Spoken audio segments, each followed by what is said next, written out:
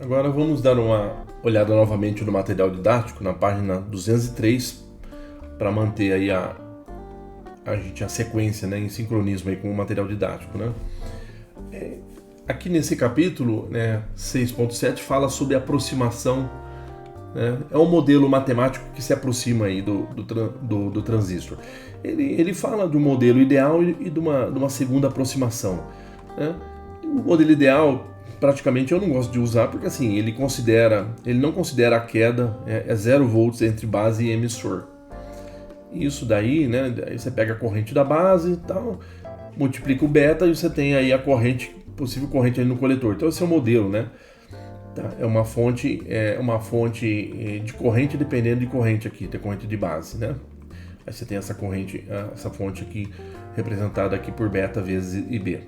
Okay? A segunda aproximação mais coerente, né, de se utilizar aqui nos exercícios do livro, porque ela considera um 0,7, né, que é um diodo que você tem aí entre base e emissor, então considera uma queda de 0,7 para você trabalhar com aproximação. Então ela é mais coerente, né? Então não vejo muito por que usar o ideal ali, a primeira aproximação, usar a segunda.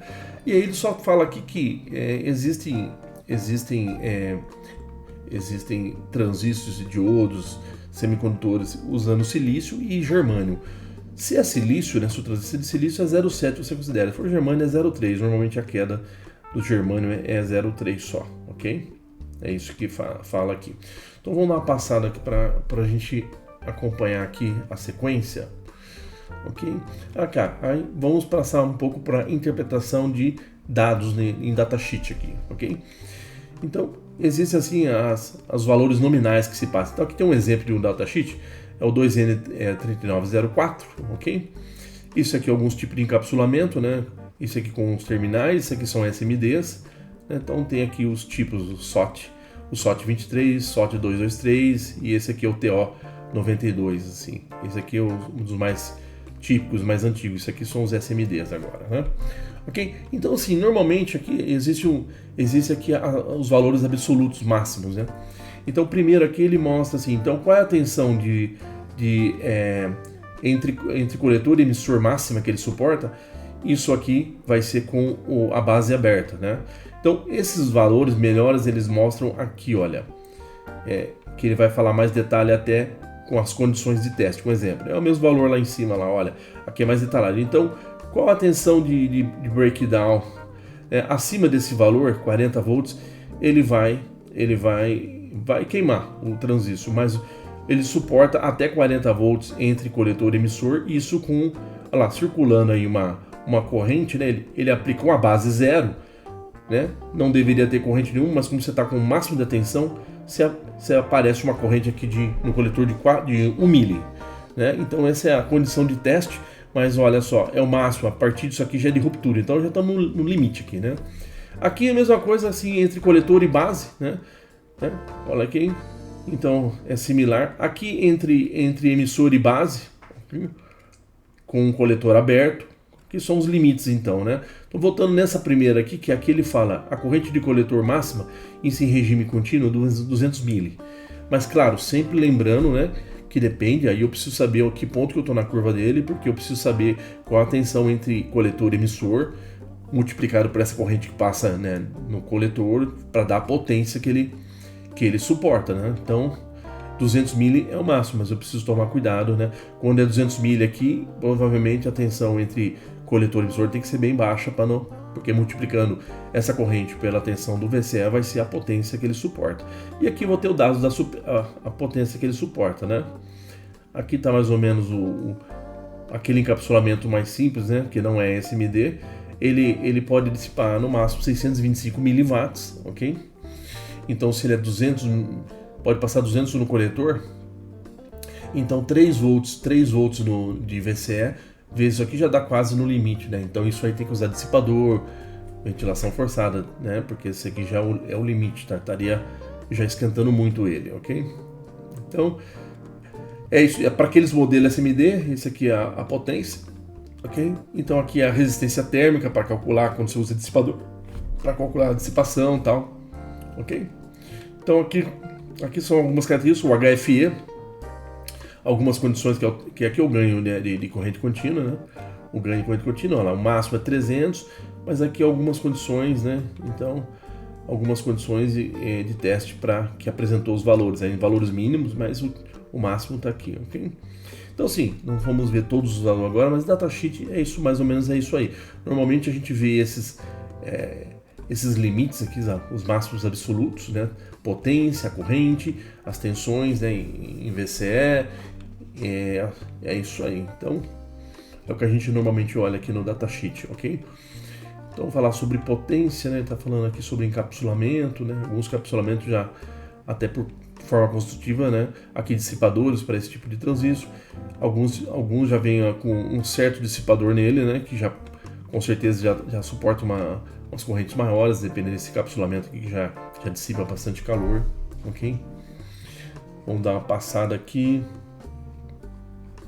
São transistor SMD, montagem superficial, né? Variações de ganho. Sobre reta de carga eu já falei sobre reta de carga, né? Eu já comecei a dizer. Então aqui, olha, eu tenho um circuito aqui, ó, para você ver. 15 volts na tensão de VCC. Eu tenho um VBB de 15, né? Mas poderia ser uma fonte só, como já explicado. Então aqui, para traçar a reta de carga, eu pego a curva de um transistor. Então, para traçar a reta de carga, eu vejo os extremos, os limites, que nem quando esse transistor estivesse totalmente fechado, em curto aqui, qual a corrente máxima que poderia ter no coletor? 15 dividido por 3, ok? Então você acha o ponto aqui, 5 mili, ok? Acha um ponto dessa reta. Aí, qual é com a corrente zero passando? É uma chave aberta. Qual a tensão no VCE? É a máxima da fonte, 15 volts. Então você achou 2 pontos, você traça uma reta, né, chamada a reta de carga, e aí depende da corrente de base, é onde você vai trabalhar, aqui, dependendo da corrente de base, ok? Então tem um exemplo aqui que eu quero mostrar para vocês, que é usando até um modelo desse do datasheet aqui que eu peguei, né? Ó, esse modelo aqui. Então eu peguei aqui, ó, o que eu fiz, só para mostrar para você primeiramente. Ó, eu peguei esse aqui que tem esse modelo eu tenho no ETSPICE. O que eu fiz?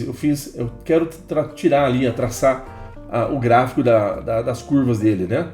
Para a gente poder trabalhar com ele. Então eu vou rodar ele aqui, vou pegar aqui, ó, as curvas típicas dele. Então assim, ó, eu tenho até 30 volts de VCE, eu coloquei aqui até 30, né? Eu suportaria até 40, mas eu estou injetando aqui, ó, em passos de 10 microns, 0, 10 mil, 10, 20, 30, 40, 50, 60, 70, 80, 90, até 100 micro na base, ok? Então eu tirei a curva aí tirei uma ilustração só para a gente ficar com essa curva e vou abrir essa outra aplicação para mostrar agora.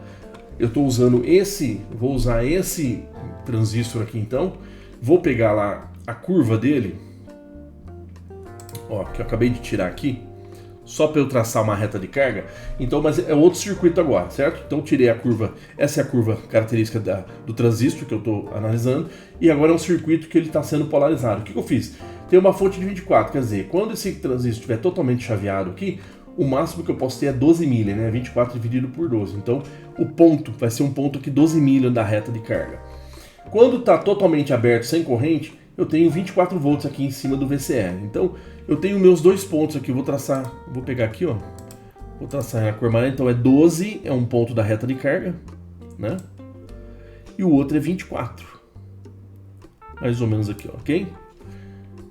Aqui isso, é só isso aí, beleza? Então tracei a reta de carga. Agora, eu estou aqui nesse exemplo, eu já estou, de vez trabalhando com um resistor para polarizar, eu tenho aqui uma fonte de corrente que eu estou injetando constantemente 10 micro, né? Então, qual é a curva que representa 10 micro? Isso aqui é 0, 10, 20, então é essa aqui. Ó. Então, se eu estou injetando 10 micro, qual é o ponto de operação que eu estou trabalhando? Quando cruza, né, a reta de carga com a minha curva, a minha corrente de base, que é essa daqui. Então dá uma olhada para você ver, vamos rodar esse circuito agora, ó, pra gente ver. Ele é só o ponto de operação DC, então ele mostrou aqui, ó. Eu tô aqui, ó, a tensão VC, que é VCE, porque ela tá com referenciando ao zero, é 17 e pouco, né? Dá uma olhada para você ver, quando ele cruza aqui, olha, se a gente rebater, ó, aqui vai dar mais ou menos isso, né? 17 e pouco ali, ok? E qual a corrente que vai dar no coletor? Bom, aqui seria 4. aqui seria 2, aqui é uns 3, né? Vai dar uns 3 e pouco aqui, ó, se rebater aqui, certo? Que é o que está dando ali a corrente coletora, 3,5, né? 3,43, ok? Então eu sei, se eu traçar a curva característica e traçar a reta de carga do circuito que eu polarizei, eu acho exatamente o ponto de operação que eu estou trabalhando, que está comprovando isso, né? Você vê que você roda aqui e dá muito próximo os valores, né? De eu traçar no gráfico e obter os valores. Então, assim, esse é o ponto que está repassando aqui na teoria novamente, que é sobre reta de carga. Olha, como a gente viu, como traçar a reta de carga, são os limites, e aí depende do ponto de polarização, qual a corrente de base que eu estou trabalhando, eu vou achar os valores, ok? Os valores que eu estou trabalhando, meu ponto de operação daquele circuito. Né? Então é assim que trabalha, aqui está explicando como é que eu traço a reta de carga, ok? E aqui eu já adiantei explicando melhor isso aqui na própria aplicação do LT Spice. Então agradeço a atenção, muito obrigado.